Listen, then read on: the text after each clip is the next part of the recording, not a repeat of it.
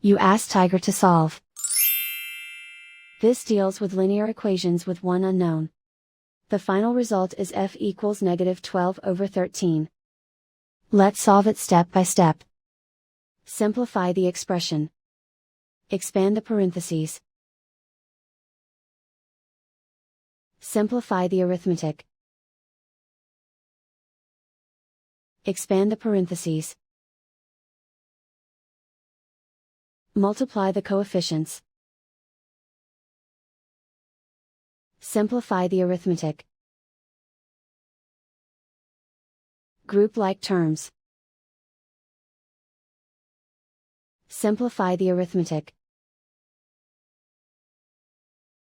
Group all constants on the right side of the equation. Subtract 12 from both sides.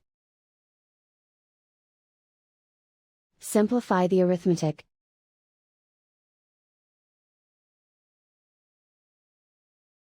Isolate the x. Divide both sides by 13. Simplify the fraction. And so the final result is f equals -12/13.